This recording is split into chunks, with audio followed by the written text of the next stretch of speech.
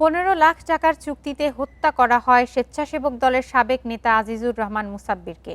পরিকল্পনা হয় মালয়েশিয়ায়, আর পুরো কাজের তদারকি করেন সন্ত্রাসী দিলীপ ওরফে দাদা বিনাশ।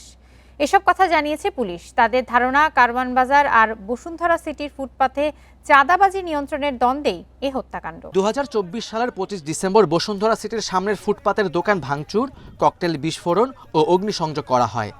ব্যবসায়ীদের অভিযোগ, হামলা চালায় আন্ডারওয়ার্ল্ডের দিলীপ ওরফে দাদা বিনাশের লোকজন। চাঁদাবাজির জন্য দাদা বিনাশের নম্বরে ব্যবসায়ীরা ফোন করলে অকথ্য ভাষায় গালিগালাজ করেন বিনাশ।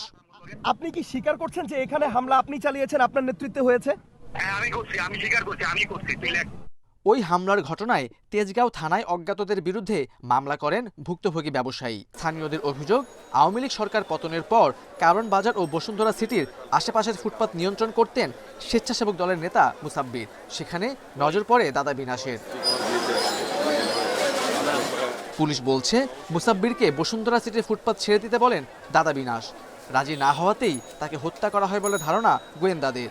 মুসাব্বির হত্যায় শুটার জিন্নাত সহ এ পর্যন্ত 4 জনকে গ্রেপ্তার করা হয়েছে। দায় স্বীকার করে আদালতে জবানবন্দিও দিয়েছে জিন্নাত।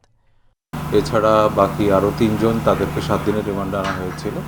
তাদের কাছ থেকে আমরা বেশ কিছু গুরুত্বপূর্ণ তথ্য পেয়েছি। আমরা ঘটনাটি অত্যন্ত গুরুত্ব দিয়ে তদন্ত করছি এবং এই ঘটনায় জড়িত পলাতক অন্যান্য যারা রয়েছে তাদেরকেও আইনের আওতায় নিয়ে আসার জন্য কাজ করছি।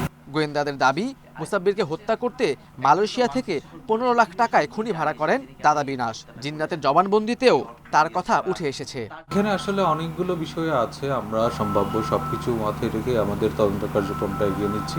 তবে যাই হোক না কেন, যারা এই ঘটনার সাথে জড়িত সবাইকে আমরা আইনের আওতায় নিয়ে আসতে বদ্ধপরিকর এবং সেভাবে আমরা কাজ।